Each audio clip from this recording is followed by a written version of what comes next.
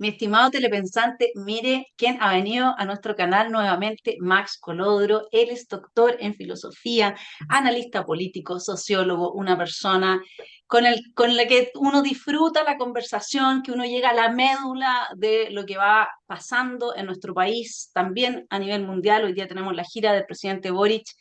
Me llegan siempre, Max, muchas felicitaciones de parte de los telepensantes después de nuestros análisis que son muy sesudos, pero al mismo tiempo esclarecedores, para, a través de la reflexión de cada quien, lleguen a puerto. A mí la verdad es que me encantaría comenzar con una idea que está como anclada en la sensación de guata, uno diría, que es que avanza la distopía, que la señora ministra que recorre el mundo diciendo que acá ganó el rechazo por fake news, al mismo tiempo decide implementar un comité de desinformación, que el señor ministro de Hacienda que recorre el mundo y pone bonos por igualdad de género y ahora se va a Colombia a armar toda una red de impuestos de lo que es la región. O sea, ellos van a coordinar impuestos entre los distintos países, pero para Chile no tiene absolutamente ningún plan de crecimiento económico. Y finalmente lo que pasó con la acusación de Marco Antonio Ávila, yo solamente quiero decir que si soy un ciudadano de a pie, si soy una mamá o un papá, que se angustia con esos cuadernos llenos de ideología, que se angustia con lo que pasó en Talcahuano, en Antofagasta, no podría creer que un señor que trata de avanzar esa ideología de género en Chile haya salido limpio de polvo y paja de una acusación constitucional y que todavía se diga de parte de gente muy inteligente y enterada que no había elementos jurídicos suficientes para acusarlo cuando se está violando la constitución que establece el derecho y deber preferente de los padres. Yo como mujer de a pie, que un señor así, con el tema Junaep, que eso es neoliberal, eso es plata, la plata va y viene, pero que está dañando a los niños, que no se está preocupando de que recuperen sus clases, de que entiendan matemáticas, sino que está con la alfabetización sexual, haya salido así, incólume. Yo realmente creo que este tipo de cosas son las que destruyen la confianza y la fe pública en las autoridades políticas que están como en otro mundo avanzando esta distopía ideológica, neomarxista, deconstruccionista que rechazamos el 4 de septiembre. Max, después de esta catarsis, a ver qué opinas tú de esta sensación. En primer lugar, Vanessa, muchas gracias por la invitación. Siempre un privilegio y un agrado compartir contigo y con tus telepensantes. Una alegría poder compartir y conversar, a pesar de que las dificultades y los tiempos son difíciles. Creo que siempre espacios como este son un aporte para poder reflexionar en conjunto, sentirse acompañados por último en medio de las dificultades. Ahora, yo estoy de acuerdo contigo, creo que estamos viviendo un momento muy difícil y a veces tengo la sensación de que la crisis, el deterioro por el que está atravesando la sociedad chilena, que tiene un componente global, o sea, Chile no es un caso aislado, el mundo está pasando por momentos muy difíciles, la sociedad occidental, la civilización occidental, las democracias occidentales liberales están pasando por momentos difíciles en el mundo en general, pero yo creo que nosotros tenemos un componente propio nacional que tiene que ver con nuestra historia reciente, que tiene que ver con cosas que no hemos logrado superar. Yo creo que vamos a conversar, me imagino, sobre los 50 años del golpe y con todo lo que está significando en términos de la instalación de una agenda, pero a veces tengo la sensación, y con esto hago como el resumen, tengo la sensación de que la crisis es tan profunda que ya a veces ni la percibimos. de tan profunda que es y que está afectando cosas tan fundamentales como las que mencionas tú, la educación, entre otras cosas. Eh, a veces pareciera que estamos casi adormecidos por la crisis, que nos cuesta dimensionarla, que nos cuesta entender cómo el país se ha ido deteriorando a una velocidad impresionante en muchos aspectos, y cómo eso, la velocidad y la sistematicidad de esta crisis al final hace que estemos medios adormecidos y de que nos cueste mucho percibir la magnitud de los fenómenos que estamos viviendo. Un monstruo de mil cabezas, ¿no? Un monstruo de mil cabezas que tiene además esta capacidad de que es tan profundo y es tan complejo y es tan sistémico que termina convirtiéndose en esto que alguna gente ha llamado la nueva normalidad. Y esta nueva normalidad, uno de los factores que a mi juicio tiene, uno de los problemas fundamentales que tiene, es que permite dimensionarla, permite mirarla, entenderla. Como decías tú al principio, esta es una realidad que cuesta mucho asimilar, entender sus causas y entender sobre todo el por qué un sector tan importante de la sociedad chilena pareciera que simplemente no reacciona. Max, ¿qué pasa con Chile Vamos? Te lo planteo así bien breve. ¿Qué pasa con Chile Vamos? Yo creo que Chile Vamos está viviendo tiempos difíciles también porque, bueno, está sintiendo los rigores de un éxito relativo. Yo creo que Chile Vamos fue una de las columnas importantes de lo que fue el triunfo del rechazo el 4 de septiembre.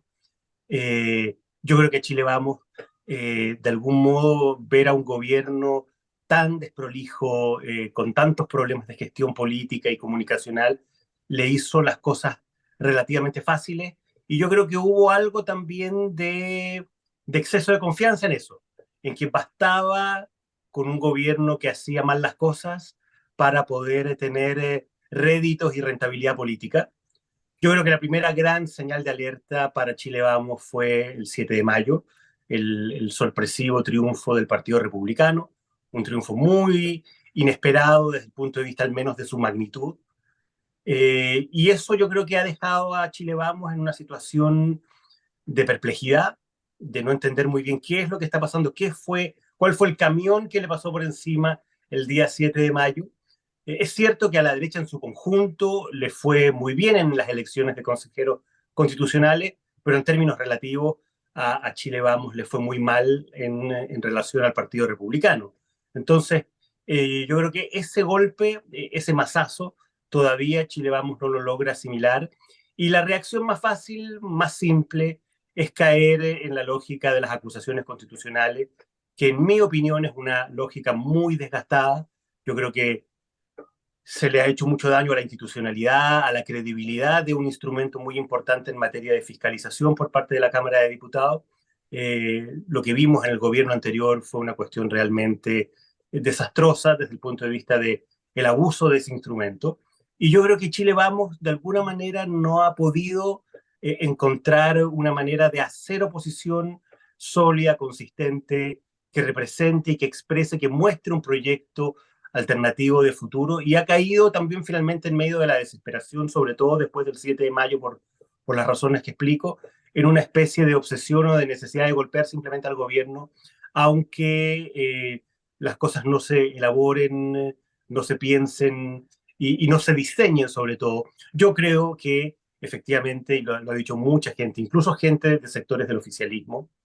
la gestión del ministro de Educación es muy, muy deficiente, con una agenda completamente equivocada. Estamos viviendo momentos muy complejos en la educación, particularmente en la educación pública. Los resultados del CIMSE fueron desastrosos. El deterioro que se ha vivido desde el estallido social y la pandemia, e incluso de antes en la educación pública, producto de lo que ha sido la politización de los liceos emblemáticos, entre otras cosas. Bueno, yo creo que el ministro de Educación tiene una agenda completamente equivocada.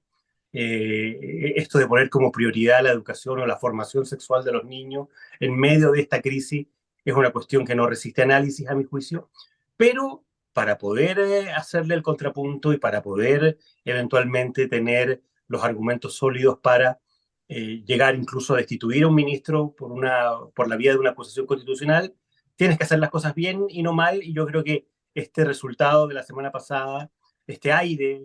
esta pequeña válvula de oxígeno que se le dio al gobierno, fue producto de que la oposición, Chile Vamos en particular,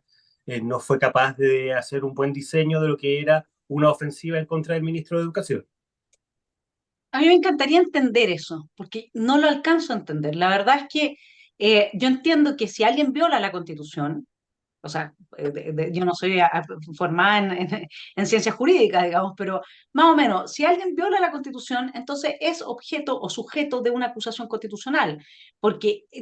sumo una cosa con la otra, digamos, entiendo que A, entonces B, digamos. Y lo que hizo el ministro Ávila con tratar de instalar esta ideología, ¿por qué ideología? Esto es adoctrinamiento, esto no es una perspectiva que entonces la inclusión está absolutamente probado, y si uno va con la derecha en España, si uno va con la derecha en Estados Unidos, en Brasil, la derecha entiende, o sea, es parte de hoy día, digamos, la distancia que tiene de la izquierda, que acá se avanza una agenda, una ideología que tiene por objeto construir un cierto nuevo hombre en los niños de hoy, que es el esquizo, eso está en el antidipo de Lois y Guattari. Digamos, eso quizás no llegan al punto filosófico que yo estoy haciendo, pero entienden que hay una obsesión con este tema del sexo y de destruir desde temprana edad la posibilidad de los niños de forjar su identidad. Y eso es parte de la agenda del progresismo y de la extrema izquierda. Es así. Entonces, lo lógico es que la derecha diga, a ver, veamos si es que los padres quieren esto. Bueno, los padres no quieren lo que pasó en Talcahuano, que aunque uno diga son señores de la salud, no van dentro del mismo marco ideológico, no quieren los cuadernos Colón con esto, no quieren. ¿Se está violando el derecho y deber preferente de los padres? Sí. Ergo, a mí lo que me llama la atención es por qué la crítica a la acusación constitucional en términos que cometieron errores formales, errores de generar equipos, y ¿es más bien eso o es el fondo de la acusación? ¿Qué es lo que se considera mal? Yo creo que en este caso lo que tendió a primar al final fue que se empezaron a mezclar cosas y sobre todo yo, soy muy sincero en eso, responsabilizo a un sector de Renovación Nacional.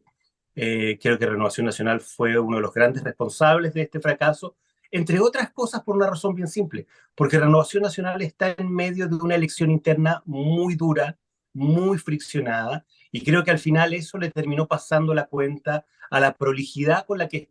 esta acusación constitucional debió haber sido llevada adelante, precisamente porque, como bien dices tú, había argumentos para poder cuestionar la gestión del ministro, una cuestión que, como te decía, está siendo transversalmente muy cuestionada. Pero necesitas los votos, necesitabas los votos de amarillos, de demócratas, de Evópoli, y cuando se empieza a mezclar, cuando se deja que finalmente se instale algo que no es parte de lo esencial y de lo fundamental que se está analizando y cuestionando en materia de gestión pública, como es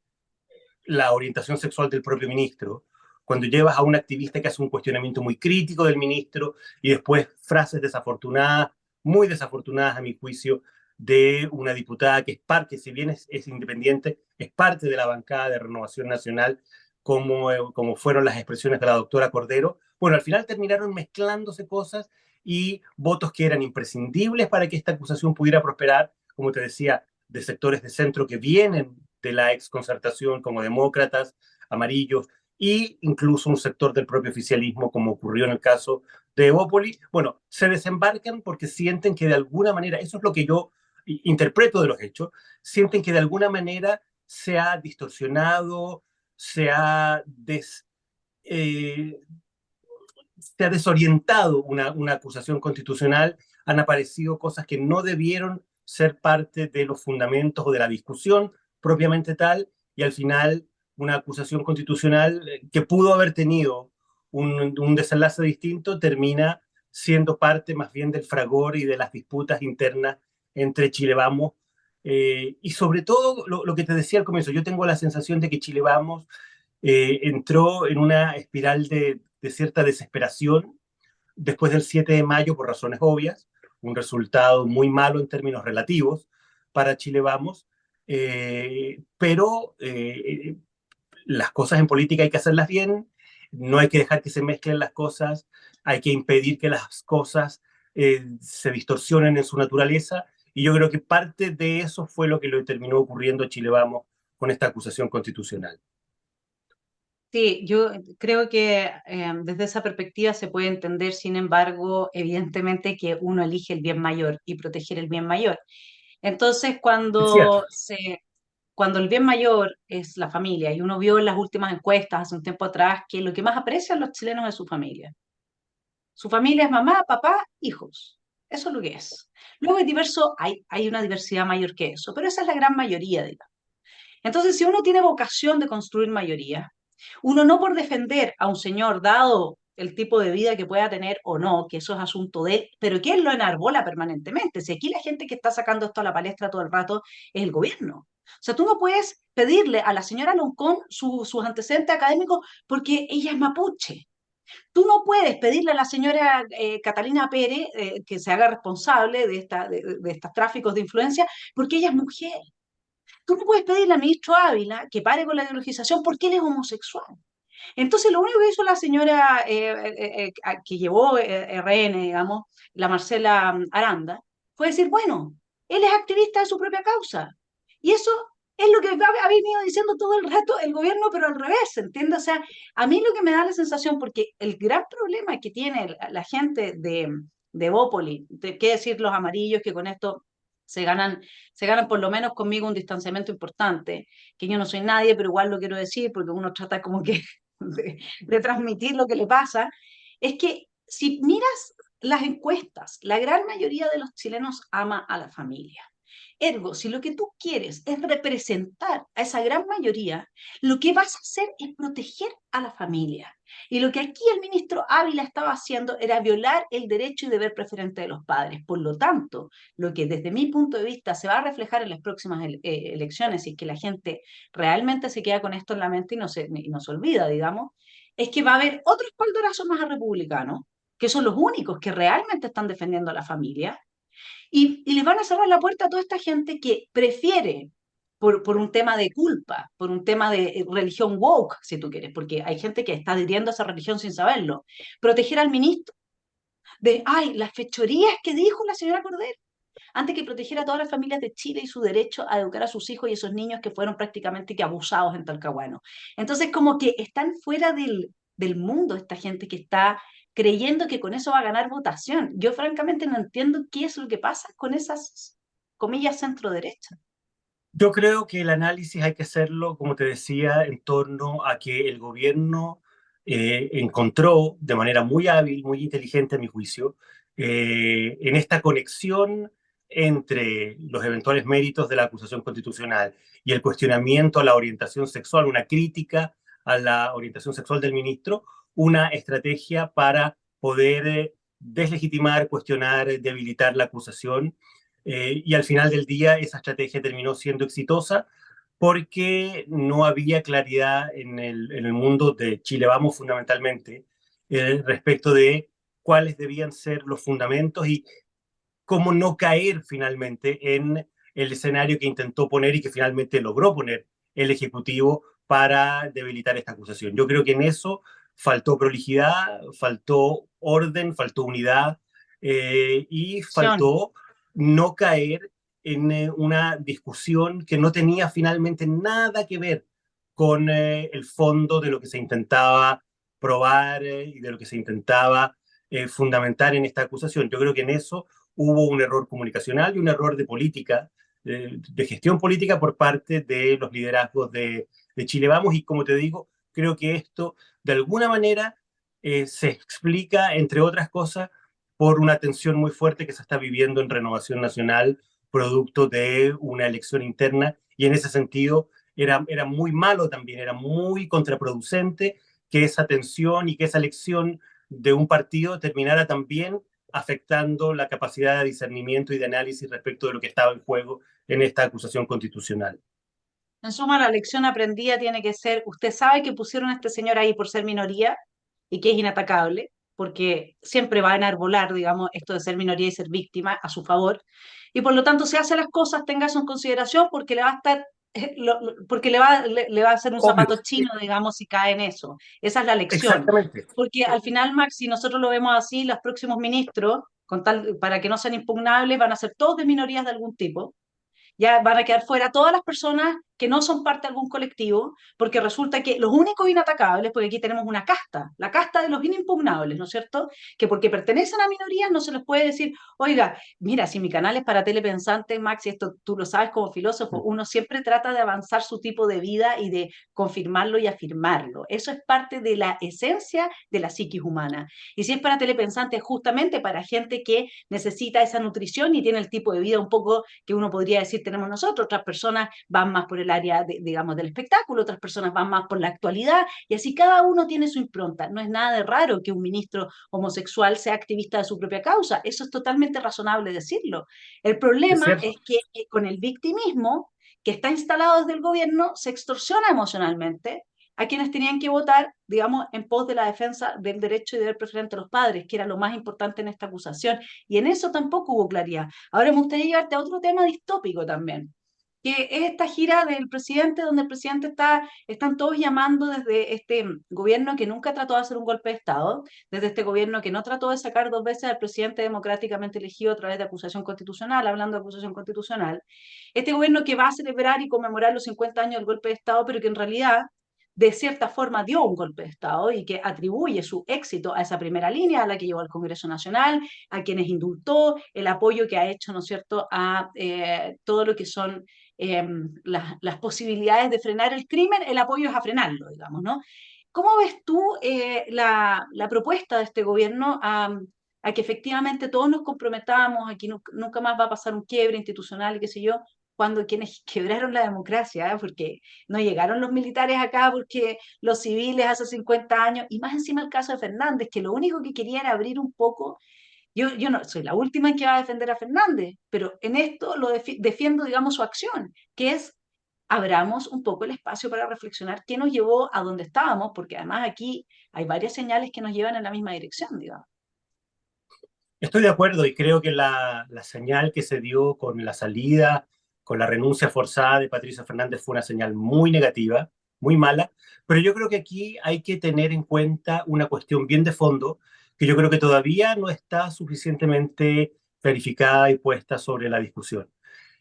Este es un gobierno que representa a un conjunto de sectores políticos, particularmente la izquierda refundacional, la izquierda radical,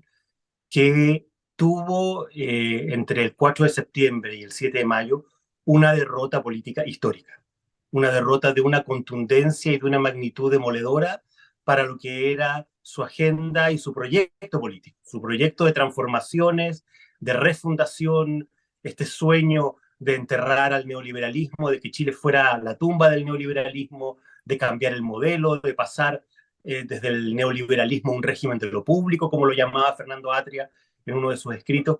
Yo creo que ese proyecto que surge y que va cristalizando sobre todo a partir del 2011 con el movimiento estudiantil y con la irrupción y la instalación política de esta generación, tuvo un fracaso rotundo el 4 de septiembre, fue abrumadoramente rechazado en las urnas, y después ese triunfo se confirma todavía más el 7 de mayo en la elección de los consejeros constituyentes. Entonces, hay que partir de la base de que este gobierno quedó en el suelo desde el punto de vista político, no tiene proyecto político, todos estos giros, todas eh, estas transiciones que el presidente ha vivido, ahora incluso llega a reconocer los méritos de los famosos 30 años, la verdad es que son la expresión de la magnitud de una derrota política. Y a eso ahora además se le agrega una derrota moral, una derrota ética, producto de los casos de corrupción asociados a este mecanismo que ideó el gobierno, un sector del oficialismo, por decirlo de alguna manera, para poder defraudar al Estado, sacar platas de todos los chilenos para financiar aparentemente actividades políticas, no sabemos si incluso el bolsillo personal. Entonces, en medio de este cuadro,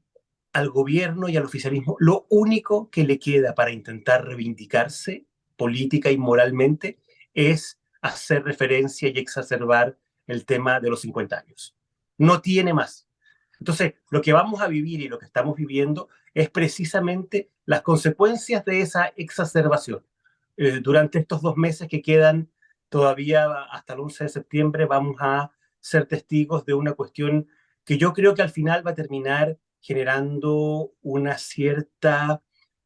fatiga, un cierto cansancio, incluso en gente que hubiera esperado una conmemoración, porque es parte de ese mundo, una conmemoración razonable, con sentido histórico, con, con tratar de poner y de encontrar puntos de acercamiento en la sociedad chilena para mirar ya con cierta perspectiva y con cierta autocrítica nacional el por qué se quiebra la democracia, el por qué se llega al golpe de Estado y el por qué se vive todo lo que viene después. Yo creo que eso fue lo que intentó hacer Patricio Fernández. Empezar a ponerle una cierta perspectiva, es decir, mira, efectivamente la sociedad chilena respecto de las causas del golpe no nos vamos a poner de acuerdo. Probablemente podemos coincidir en que hay muchos factores que fueron múltiples, diversos, de signo distinto, pero no le vamos a dar el mismo peso probablemente a esos factores.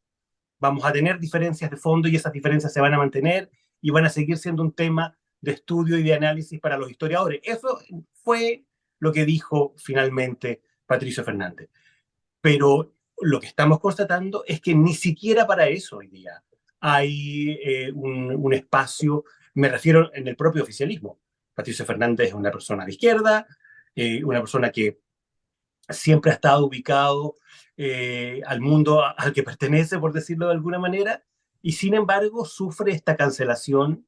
es acusado de negacionismo por el solo hecho de plantear que existen y que van a seguir existiendo visiones diversas, distintas, contrastantes, respecto de cuáles fueron las causas del quiebre de la democracia. Entonces, yo creo que estamos viviendo en un escenario donde va a ser muy difícil poder conversar, donde va a ser muy difícil poder intercambiar opiniones con sentido crítico, con altura de miras, con amistad cívica en este contexto. Yo creo que en eso, lamentablemente, el escenario se ha deteriorado, pero se ha deteriorado fundamentalmente por lo que te digo, porque en mi opinión, el golpe que ha recibido la izquierda y la centroizquierda también, finalmente, que ha terminado siendo un apéndice al final de la izquierda radical, que hoy día está siendo usada porque le facilita al gobierno la gestión, al presidente sobre todo, resolver problemas de gestión que su sector, su coalición no le permitía resolver, pero al final del día todos estuvieron jugados por el apruebo y la derrota de ese proyecto, la derrota de esta columna vertebral de el proceso de transformaciones, que era un poco como lo definió el ministro Jackson, terminó en el suelo. Y eso ha llevado a que hoy día, junto con el deterioro ético que provocan los casos de corrupción asociados al tema de las fundaciones, tenga a la izquierda sintiendo que lo único que le queda, lo único a lo que puede aferrarse es a seguir intentando profundizar la división en la sociedad chilena generada a partir del golpe y de lo que vino después de la dictadura militar. Claro, ahora yo veo que el proyecto refundacional, si es que no se le hacen cambios importantes al mamotreto entregado por el comité de expertos, expertos en totalitarismo parece, porque varios aspectos dejaron ahí, como por ejemplo que en todo el mamotreto no dice ni una vez la palabra CERVEL. Una cosa increíble. O sea, ¿qué democracia tienes tú si no hablas del CERVEL, digamos? O sea, cosas como esas, cosas como las órdenes de partido, asuntos que la disolución de la figura del padre y de la madre, hablar de familias en plural, eso es progresismo puro y duro, digamos, eso es la destrucción del fundamento de la cultura cristiana occidental. Todo eso está en ese mamotreto. Entonces yo, la verdad es que, por eso te quería preguntar, ¿cómo ves tú el rol de republicanos, que ahora parece que está empezando a sacar roncha? Porque pasó algo increíble, Max, y ahí es donde está mi esperanza. Fíjate que vi una muy buena columna de Germán Concha en el libro, donde él estaba diciendo que en la democracia tienen que haber opciones. No puede ser que obviamente. todos los partidos, porque uno lo que ve finalmente a través de esta dictadura constituyente, como le llaman a Claudio Ormeño, al hecho de que nunca terminamos con el asunto, es que no hay grandes diferencias en general entre Chile Vamos, fuera de un par de temas económicos, pero en todo lo que es la agenda cultural, la capacidad que tienen de defender una agenda cultural de derecha, cómo se dejaron pasar, esto lo ha dicho Marcela Cubillo hasta el cansancio, ¿no? Cómo transaron sus principios. Entonces, lo que ha pasado con Republicanos es que Republicanos, a pesar de que al principio fue, ¿no es cierto?, manso como paloma y astuto como serpiente, parece que va sacando la garra, que va sacando roncha y que de a poco va apareciendo en el mapa una alternativa en la democracia por la cual la gente puede mirar y puede votar. ¿Cómo ves tú eso? Porque la discusión constituyente que ahora viene con las indicaciones va a ser un tema mayor y a mí me da la sensación, tú mismo estabas hablando del fracaso de este gobierno, que desde mi punto de vista en el ODS 4 va súper bien, en el ODS 10 va súper bien, o sea, hay ciertos ODS de la Agenda 2030 que está cumpliendo al dedillo, y yo creo que ese es su éxito, digamos, ¿no? Pero quedémonos todavía con la visión de la Capitanía General, no miremos hacia afuera y que aquí hay directrices de afuera en avanzar. Y entonces, ¿cómo ves tú este rol de republicano y el proceso constituyente? Yo creo que Republicanos efectivamente ha transparentado diferencias bien profundas en la sociedad chilena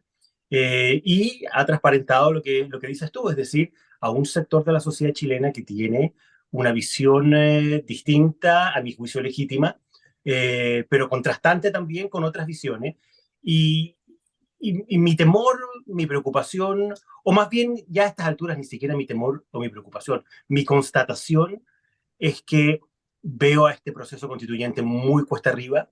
veo muy difícil poder generar los acuerdos y los consensos mínimos para que finalmente este segundo proceso termine siendo exitoso o que termine llegando a puerto, que termine prosperando, aprobándose mayoritariamente en diciembre. Las encuestas son en ese sentido muy claras, muy categóricas. Hay un rechazo mayoritario hoy día a lo que significa este proceso. No son tantos meses los que quedan, es cierto, 4 o 5 meses es todavía un plazo importante, pero cuando tienes a una mayoría superior al 50 y cuando las diferencias con el apruebo son tan grandes como las que se están evidenciando en las encuestas, la única posibilidad que le veo yo a este proceso constituyente de prosperar es que aquí haya una señal muy clara de lo que yo he llamado los dos grandes electores de este proceso, a mi juicio, que son José Antonio Cast por un lado y el presidente Boric por otro. Si no hay un acuerdo político para que este proceso se respalde por ambos actores, veo muy difícil que el proceso pueda terminar siendo aprobado en diciembre. Y hoy día creo que hay más incentivos para que Boric y Kast no terminen de manera conjunta llamando a aprobar, por una razón muy simple, porque si tienes a una mayoría que está rechazando, ninguno de los dos va a querer ser parte de la derrota. Así de simple. El incentivo a no ser parte de la derrota desde el punto de vista político va a terminar siendo un factor importante para que uno de los dos se descuelgue y eventualmente incluso los dos. La izquierda por unas razones y el Partido Republicano por otras, y eventualmente un sector de Chile Vamos descolgándose también por otra. Entonces, hoy día creo que más bien los incentivos, como te digo, están puestos para que el proceso no prospere. Eh, Cosa que a mí en particular eh, lo hemos comentado en otras conversaciones que hemos tenido previamente, me deja con la sensación de que lamentablemente no es que el proceso, si es que es rechazado, vaya a cerrarse, sino que lamentablemente va a quedar abierto y un sector de la sociedad chilena va a seguir manteniendo como una bandera de lucha la idea de que aquí tenemos una cuestión pendiente, una tarea pendiente, que es derribar la institucionalidad, cambiar esta constitución, y que eso va a quedar de alguna manera como algo que un sector va a poder seguir manteniendo y reivindicando hacia adelante. Y creo que eso para una sociedad y en un mundo complejísimo como el que estamos viviendo, el no tener consensos mínimos en materias fundamentales de orden institucional, más que ayudar a la sociedad chilena, la va a terminar así, perjudicando y le va a terminar haciendo más difícil el poder arreglar todas las otras cosas. Creo yo soy un convencido de que las sociedades necesitan un piso mínimo de unidad, de consensos, para poder abordar los problemas de gestión pública, de políticas públicas de mediano y de largo plazo. Y creo que la sociedad chilena, lamentablemente, es una sociedad muy polarizada, donde hay sectores que apuestan a la polarización porque electoralmente les rinde o les ha rendido hasta ahora. Y por lo tanto, es una sociedad que tiene más bien incentivos a la división y a la diferenciación y al no construir acuerdos que a lo contrario. Y creo que ese es un problema fundamental dentro del ciclo de deterioro que está viviendo la sociedad chilena. Sí, yo en todo caso pensaría que está aquí sigue avanzando la distopía frente a amplista, porque, mi estimado telepensante, la utopía es como el mundo ideal, la distopía es como el inverso, o sea, es como ya el infierno, es cuando todos estamos construyendo eso, porque es tan desquiciado pensar que al final, en diciembre, pueden aparecer cada uno por su lado, el presidente Boric y José Antonio Kast diciendo en contra. O sea, es que acá ya estamos, o sea, aliados sin querer en contra del proceso, uno porque esto recibió las indicaciones de republicanos y otros republicanos porque esto en realidad es muy difícil con el Estado Social y Democrático de Derecho si uno entiende desde Luigi Ferraioli lo que eso implica. El derecho garantista va a quebrar este país, lo va a reventar. Entonces nosotros no podemos avanzar en eso por mucho que le pongan trabas a la progresión de la provisión de derechos sociales. Ahora, hay que tener claro además de que por qué Telier dice que dado los bordes y el mamotreto, él tiene una constitución habilitante si es que se apoya, se aprueba así como está. Porque lo que nosotros tenemos que entender es que hay un sector de este país que siempre va a tener una excusa para decir que la institucionalidad hay que cambiarla, que nunca va a respetar la institucionalidad. Y en otros países como en Alemania, tú tienes grupos de neonazis. Hay una diferencia. La diferencia es que allá se van presos. Esa es la diferencia. Y nosotros no somos capaces de hacer eso. Los neonazis siempre van a querer un régimen totalitario, siempre van a querer destruir la paz y la democracia, y que aquí nosotros los dejamos hacer, que eso es otra cosa, porque el neonazi es lo mismo que el comunista, si es el nacionalsocialismo, es lo mismo que el comunismo, son hermanos, hijos del mismo padre, digamos, de Marx. Entonces, y tienen los mismos propósitos y usan la violencia para llegar al poder y tienen la misma fórmula, ¿sí? Tienen un par de diferencias nomás. Entonces, la verdad es que si nosotros lo pensamos, más que creer que quizás podemos llegar a un acuerdo, que para mí sería legitimar, sería hacer reformas que legitimen la Constitución de 2005. Porque decirle que no a esto significa decirle que sí a esto otro. Y tenemos que terminar por asumir eso, ¿no? Y por asumir de que siempre vamos a tener un sector en la sociedad que tiene por objetivo destruirlo todo, los trotskistas, el Partido del Pueblo, si forman parte de nuestro, de eso de que en la viña del Señor hay de todo, digamos, y luego a esas personas hay que ponerles un límite institucional, pero ¿cómo se hace cuando el señor Bermúdez, por ejemplo, que dijo que habían traspasado todos los límites de este gobierno en la intromisión en la campaña de la prueba y no hubo ninguna sanción? El señor Bermúdez acusó de la violación de los derechos humanos por parte de carabineros para el 18 de octubre que después, o sea, hasta Mico dijo me obligaron a decir eso. El señor Bermúdez viene ahora y dice que no hay ilegalidad en el escándalo de corrupción más grande. O sea, yo me imagino, si uno está atónito, yo me imagino una persona que de repente lee el diario, ve las noticias, se desconecta absolutamente de estas élites porque no se entiende nada. ¿Cuál es el rol de Bermúdez en esto? ¿Y cómo ves tú entonces eso de poder quizás legitimar la Constitución de 2005? Porque además ahora han subido en las encuestas todas estas preocupaciones ciudadanas por el crecimiento, ya no consideran que el crecimiento económico es una tontera. Hoy hasta Boric dijo que los 30 años fueron buenos, entonces el mito de los 30 años si fueron buenos, volvamos a la institucionalidad de los 30 años también, ¿no? Bueno, yo creo que sería una consecuencia lógica, pero el problema, a mi juicio, es que yo tengo la sensación de que aquí estamos viviendo un baile de máscaras finalmente, y que no hay convicciones detrás de esto. Entonces, en la medida en que no hay convicciones, no hay todavía, y menos aún, una institucionalidad y fundamentos sólidos que sostengan. Entonces, así como hoy día se reivindican los 30 años y antes se criticaban, en 2 meses más, si lo que conviene o lo que sirve políticamente es volver a cuestionarlos, eso va a volver a ocurrir por parte de los sectores que hoy día gobiernan. Entonces, yo creo que aquí muchas de estos giros, muchas de estas inflexiones, de estos cambios de opinión, tienen que ver simplemente con lógicas electorales, con responder a ciertas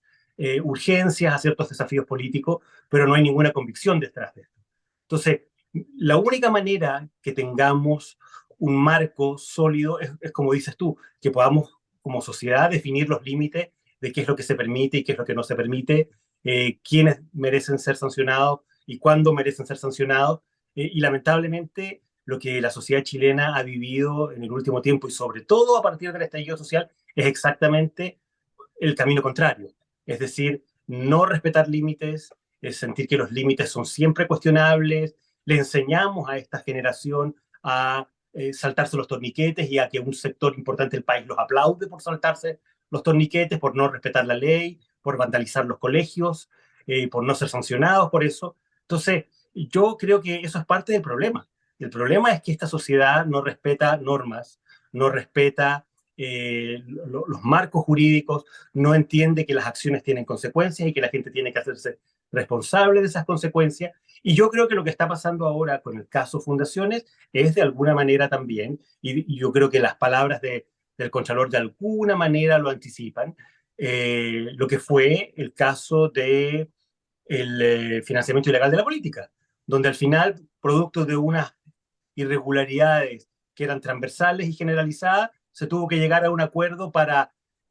no sancionar y para echarle tierra a un conjunto de irregularidades y delitos. Entonces, claro, ahora vemos un poco lo mismo y lo que de algún modo se está anticipando es decir, bueno, ahora estamos viendo lo que está pasando con las fundaciones en este sector, pero tenemos que suponer que también va a haber fundaciones del otro lado y por lo tanto tenemos que buscar un acuerdo político para impedir que esto sea sancionado. Porque si es sancionado, van a tener que ser todos sancionados y la clase política va a quedar todavía más desprestigiada y no nos podemos dar ese lujo. Entonces, al final, lo que hay en definitiva siempre es la lógica de un acuerdo para poder seguir profundizando el deterioro, más que para resolverlo. Y yo creo que en eso, lamentablemente, hay un sector bien grande, por razones obvias, del mundo político que termina estando disponible para eso, por razones obvias. Y yo creo que eso es una de las cuestiones que más complica el que estos casos finalmente sean conocidos por la opinión pública y sobre todo puedan ser sancionados por la justicia al final. Sí, ahora, si ellos hacen un pacto de esta índole, tú te das cuenta que vamos a tener que encontrar más gente para republicanos porque se van a acabar los votos para todo el resto, excepto ese 25% que es termocéfalo, que no importa que el presidente Boric destruya el país y está con él, pero el resto de los votantes chilenos no van a apoyar esto bajo ninguna circunstancia. Y los únicos que van a quedar fuera de este juego de máscaras, como dices tú, que está muy bueno la analogía, la metáfora, los únicos que van a quedar fuera va a ser republicanos y va a volver y yo creo que en ese caso se profundizaría, o sea, sería, si llegan a hacer un pacto de esta índole, evidentemente que por lo menos fíjate que si le vamos en sus elecciones internas, las últimas en las primarias, pues Sichel el que ganó, que era alguien de afuera. O sea, ni siquiera ganaron los candidatos de Chile Vamos.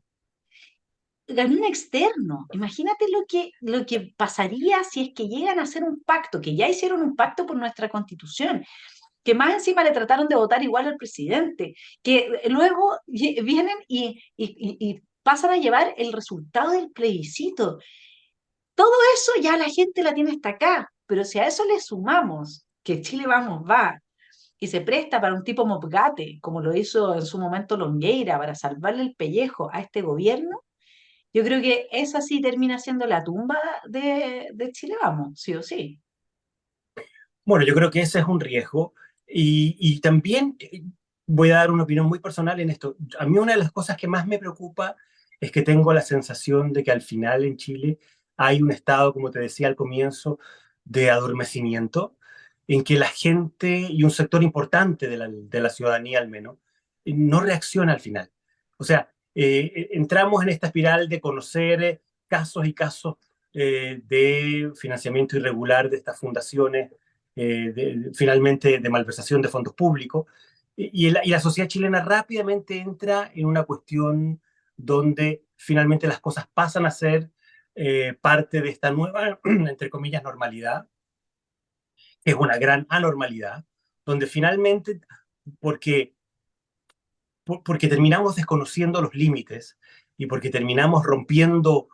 todos los marcos, que fue lo que empezó a ocurrir sobre todo a partir del estallido social, bueno, la gente termina aceptando, eh, es muy sorprendente, a mí te digo, me cuesta mucho entender que haya un sector de la sociedad chilena, este 30% que sigue apoyando al gobierno, que no reaccione frente a hechos de esta gravedad. Creo que es una señal muy negativa que haya un sector que está dispuesto a pasar por encima de esto, a no verse afectado por esto. Y creo que ahí uno tiene que tratar de entender y decir, chuta, aquí algo muy grave está pasando en una sociedad donde las agujas no se te mueven respecto de, porque los niveles de desaprobación que Boric tenía y tiene hoy son anteriores a los casos de corrupción. Y los niveles de respaldo que tiene son los mismos que tenía antes de los casos de corrupción. Entonces, si casos de esta gravedad no te mueven la aguja, uno dice, bueno, parece que aquí hay, como bien decías tú al comienzo también, un problema de deterioro cultural, de deterioro sociocultural muy complicado. Y yo tengo la sensación de que eso es parte también de este contexto en el que estamos viviendo, donde hay un cierto adormecimiento general. O sea, vuelvo al tema. Eh, Nos enteramos ahora en estos días que han muerto 10.000 personas en listas de espera en la atención de salud pública. Y el país adormecido. Prácticamente no ha habido reacción a ese tema. Hemos visto el deterioro en educación, sobre todo en la educación pública, el que las reformas que se hicieron durante el gobierno de la nueva mayoría en los hechos no sirvieron para nada, no mejoraron la calidad de la educación, no acortaron las brechas sociales en Chile, al contrario, las brechas se han seguido profundizando, entre otras cosas también por el efecto de la pandemia,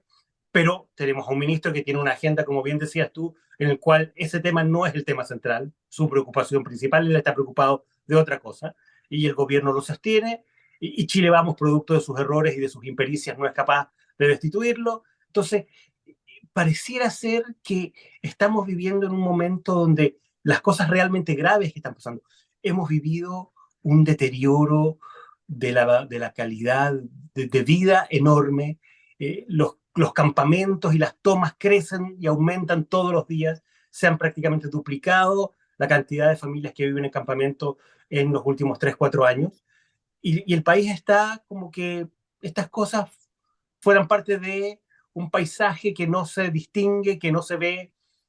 A mí realmente me cuesta mucho entender y creo que aquí hay efectivamente una cierta resignación muy profunda. La sensación de que las cosas son lo que son, de que vivimos una especie de estallido de esperanza, entre comillas, muy paradójico. Un sector de la sociedad chilena se convenció de que incendiando metros y vandalizando comercios y destruyendo el orden público y el Estado de Derecho, las cosas podían ser mejor y no peor, cosa bien inentendible, como un sector del país no menor es capaz de convencerse de eso. Y hemos pasado de ese optimismo irresponsable a una especie de, ya no te digo de pesimismo, de cierta indiferencia, de un cierto eh, aceptar que las cosas funcionan de esta manera, que el país está inmerso en una espiral de deterioro que en mi opinión va a ser muy difícil revertir, lo digo francamente. O sea, creo que las cosas que se están conjugando en Chile desde el punto de vista del deterioro económico, un país que ya no crece, que crece cada vez menos, un país con cada vez menos inversión y no más, un país, como te digo, con un deterioro social y cultural enorme, pero que pareciera ser que se aferra de cualquier cosita para entusiasmarse. Este es un país donde el presidente dice 2 o 3 cosas que a la gente le resultan atractivas y sube 10 puntos en las encuestas después del discurso presidencial del 1 de junio. Entonces, y esos 10 puntos después se caen a la semana siguiente. O sea, te muestra una sociedad que, no tiene cosas sólidas en que sostenerse, y que finalmente va de un lado a otro. Entonces, a mí lo que me preocupa es que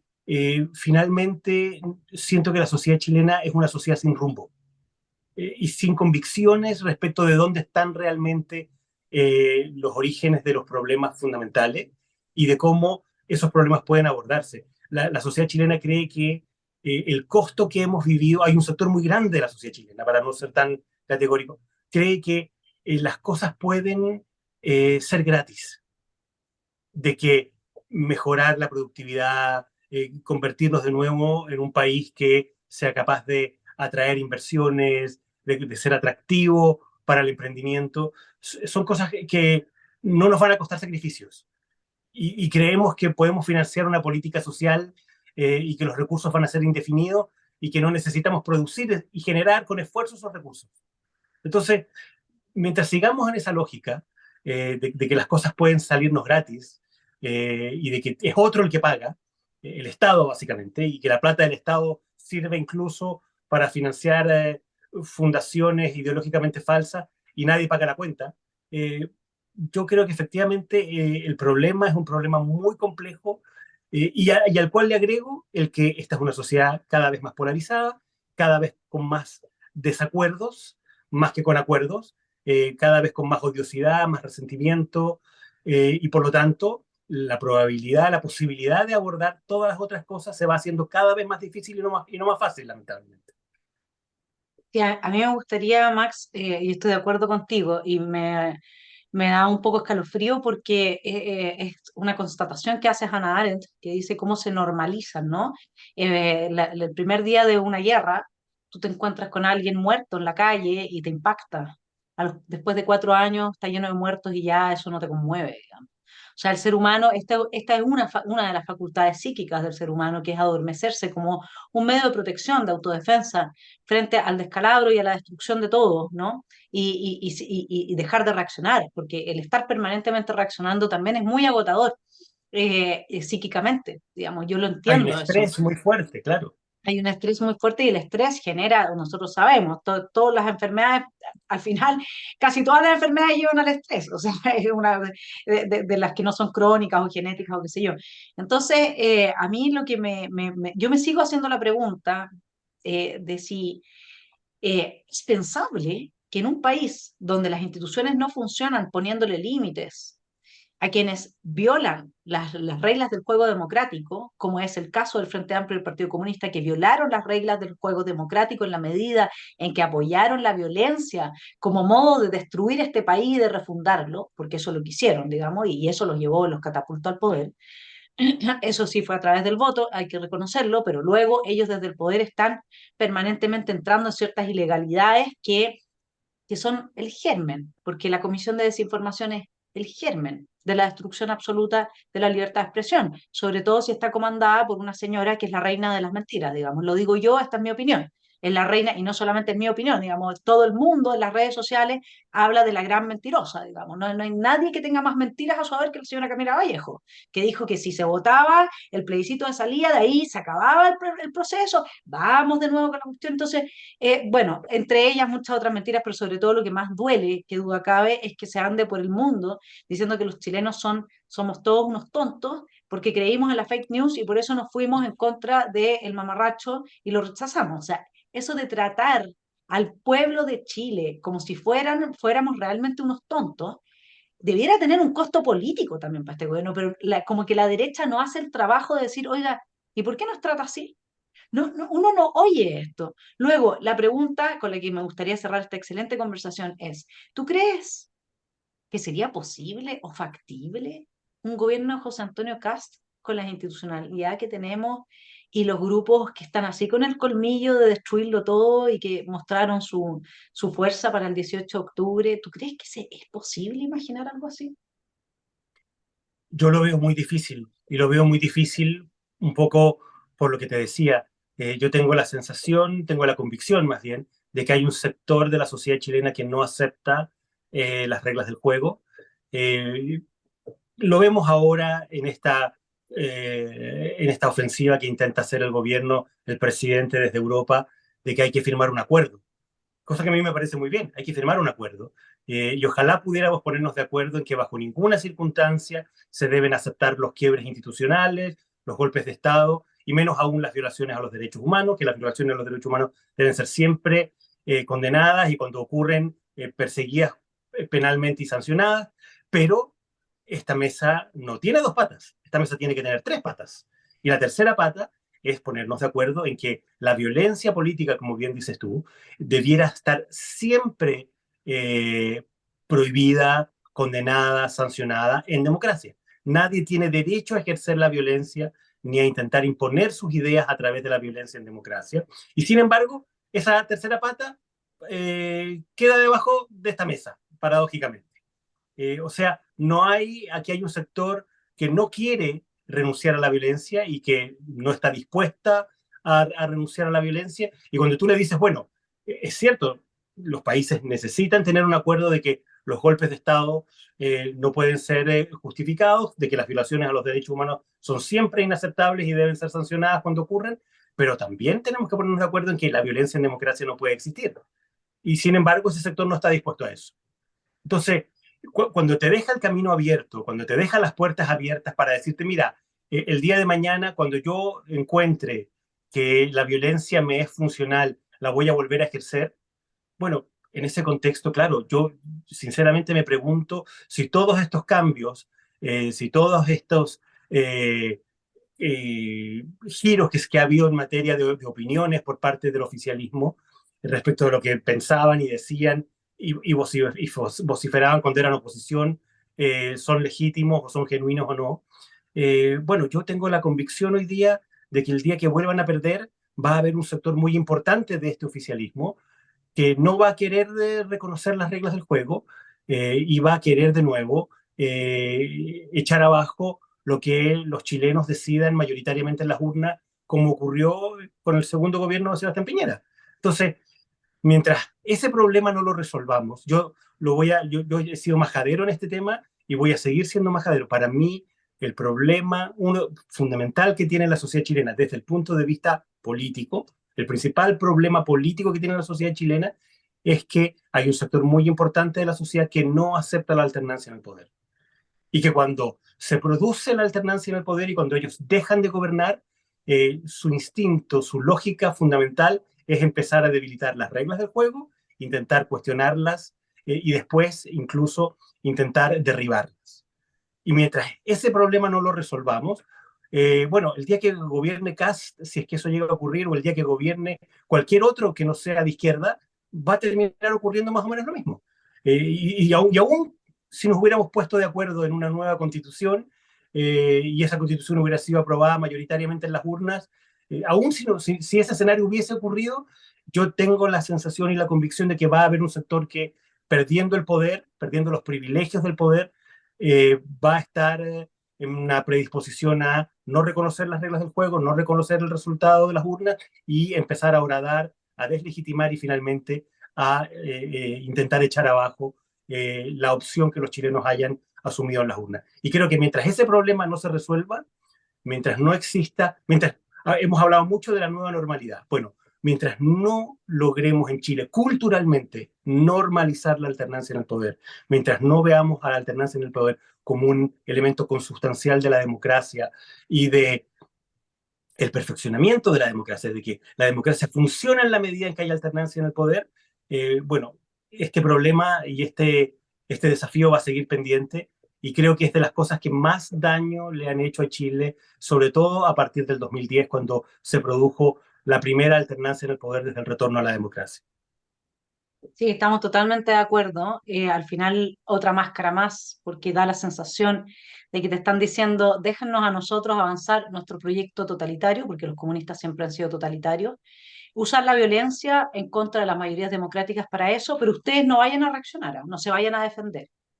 Que no vaya a haber ninguna reacción de las Fuerzas Armadas y de orden, que no vayan a poner ningún límite. ¿Hagamos el acuerdo? Hagamos el acuerdo. Es otra mascarada más, o sea, claramente, y por otra parte también hay que establecer, porque a esta altura hay que hacerlo, dado la visión sesgada del marxismo, de que los derechos humanos, los carabineros no tienen derechos humanos, los militares no tienen derechos humanos, solamente tienen derechos humanos, o sea, un terrorista que asesina a un civil no violó los derechos humanos, porque los derechos humanos solamente los viola el Estado. Entonces, esa concepción de derechos humanos también tendría que estar a la base, o sea, un replanteamiento, ¿no es cierto?, de un acuerdo de este tipo. Porque no podemos decir que no se violan los derechos humanos mientras tenemos en el sur a gente que está violando los derechos humanos, pero no lo reconocemos así porque es que no son agentes estatales. Sin embargo, por Dios que tienen buenas relaciones con el Partido Comunista, ¿no? Entonces, esa es otra cosa que habría que clarificar y nos queda mucho trabajo y sobre todo a la derecha, digamos, y a la gente demócrata, les queda este trabajo y esta misión que les estás dejando, Max, de pensar cómo se defiende la democracia de aquellos elementos antidemocráticos que usan los espacios de la democracia. Una vieja pregunta, la teoría política, ¿no es cierto? ¿Cómo se defiende? Porque nosotros necesitamos ver en esto experiencias como la alemana, por ejemplo, donde Sin hay duda. una defensa clara y necesitamos que funcionen las instituciones y si no, efectivamente no vamos a salir nunca de este deterioro, no lo vamos a poder frenar y todo pasa por el funcionamiento de esta institucionalidad. Max, las máscaras del gobierno, gracias por esta excelente entrevista y vamos a ver cuando se caigan las caretas qué, es lo qué cosas aparecen detrás. Da un poco de susto, ¿qué quieres que te diga? Estamos viviendo un tiempo muy difícil y muy desafiante. Te mando un abrazo, gracias por esta Gracias excelente a ti, conversación. Vanessa, y cariños a todos tus telepensantes. Gracias, Max. Chao.